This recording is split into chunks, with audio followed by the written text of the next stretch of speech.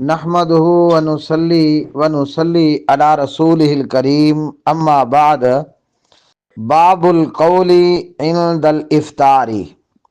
میری بہن جی، سوال آپ نے بھیجا ہے روزہ افطار کرنے کی دعا کب کرنی ہے؟ کیا روزہ افطار کرنے سے پہلے روزہ افطار کرنے کی دعا پڑھنی ہے، یا روزہ افطار کر کے پھر روزہ جو ہے وہ افطار کرنے کی دعا پڑھنی ہے؟ یعنی افطاری کی دعا کب پڑھنی ہے؟ جو ویڈیو بھیجی ہے آپ نے میرے محترم بھائی جان صاحب کی، وہ فرما رہے ہیں کہ روزہ افطار کرنے کی دعا افطار کرنے سے پہلے پڑھنی ہے۔ جواب یہ ہے کہ آپ نے افطاری کے وقت پڑھنی ہے، پھر روزہ افطار کرنا ہے۔ مسئلہ اور معاملہ یہ ہے کہ روزہ افطار کرنے کی دعا تب پڑھنی ہے جب آپ روزہ افطار کر لیں گے۔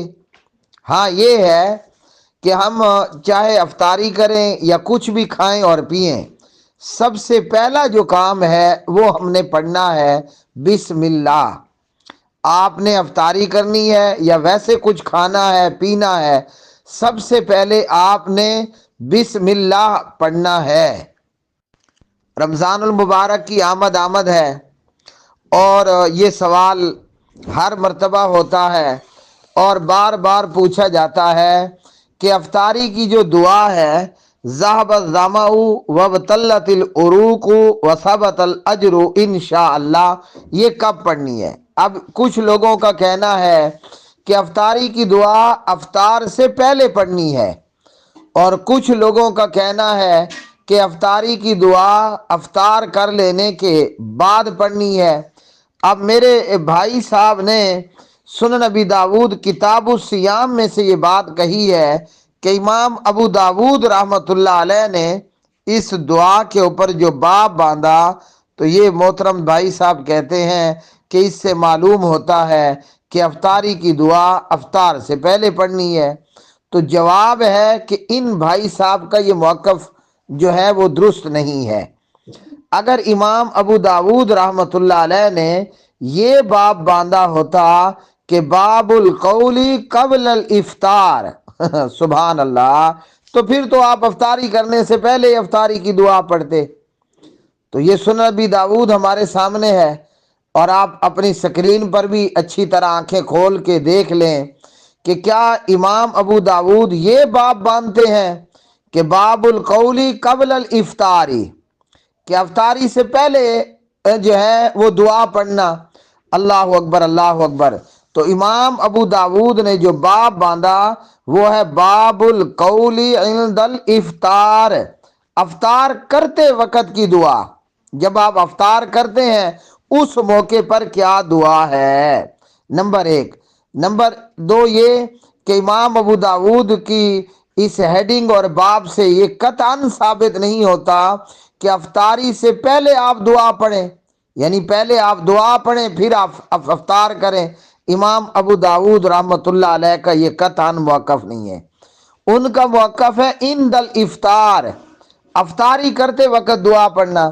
اب دوسری طرف آتے ہیں، میرے بھائی صاحب نے سورۃ القمر کی ایک آیت پڑھی ہے۔ یہاں سب سے پہلے یہ یاد رکھ لیں کہ میرے ان محترم بھائی صاحب کا یہ استدلال ہے کہ جی آپ نہ افطاری سے پہلے دعا پڑھیں، اور جس سے استدلال کر رہے ہیں وہاں باب القول قبل الافطار تو ہے نہیں، عند الافطار ہے، تو نہ ان کا جو ہے وہ استدلال درست ہے، اور نہ جو ہے وہ امام ابو داود قبل کے الفاظ لے کر آئے ہیں، بلکہ وہ لے کر آئے ہیں عند الافطار۔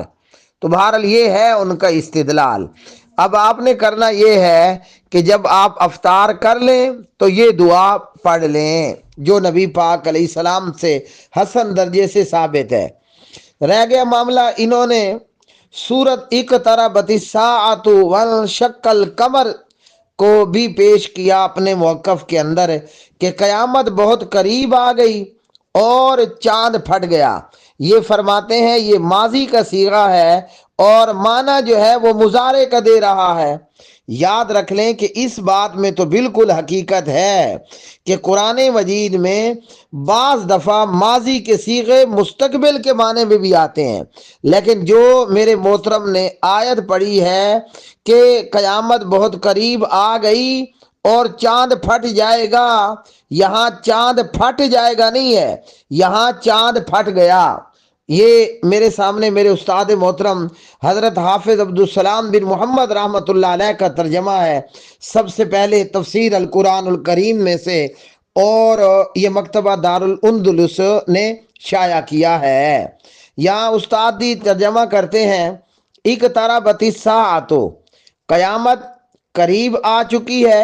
ان کا ترجمہ ہے قیامت بہت قریب آ گئی، وانشق القمر، اور چاند پھٹ گیا۔ اسی طرح میرے پاس حافظ صلاح الدین یوسف رحمۃ اللہ علیہ کا ترجمہ ہے، تفسیر احسن البیان، اقتربت الساعۃ، قیامت بہت قریب آ گئی، وانشق القمر، اور چاند پھٹ گیا۔ اسی طرح یہ میرے پاس کنز الایمان فی ترجمۃ القرآن ہے، آپ کا بھلا ہو جناب امام احمد رضا خان صاحب کا، یہ ترجمہ کرتے ہیں اقتربت الساعۃ، پاس آئی قیامت، مطلب قیامت قریب آ گئی، وانشق القمر، شک ہو گیا چاند۔ تو یہ کل ملا کر خلاصہ یہ ہے، اور یہی آپ کو دیگر تراجم کے اندر نظر آئے گا کہ قیامت قریب آ گئی اور چاند پھٹ گیا۔ تو یہاں ان شکا یہ مضارع کا معنی نہیں دے رہا کہ جی وہ قیامت آئے گی تو اذا الشمس کوورت اور جو ہے اذا السماء انفطرت کا معاملہ ہوگا۔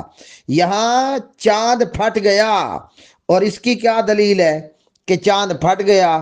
یہ وہ پیارے نبی علیہ السلام کا معجزے کی بات ہو رہی ہے، جس کو روایت کرنے والوں میں عبداللہ ابن مسعود ہیں رضی اللہ تعالی عنہ، اور یہ صحیح بخاری کتاب التفسیر میں ہے، اور حدیث نمبر ہے 4864۔ ابن مسعود بیان کرتے ہیں، ان شق القمر علی عہد رسول اللہ صلی اللہ علیہ وسلم فرقتین، فرقتن فوق الجبل و فرقتن دونہ۔ اللہ اکبر۔ نبی پاک علیہ السلام کے زمانے میں چاند دو ٹکڑے ہو گیا، چاند پھٹ گیا۔ ایک ٹکڑا پہاڑ کے اوپر تھا اور ایک ٹکڑا اس کی دوسری جانب میں تھا۔ تو نبی پاک علیہ الصلوۃ والسلام نے فرمایا گواہ ہو جاؤ۔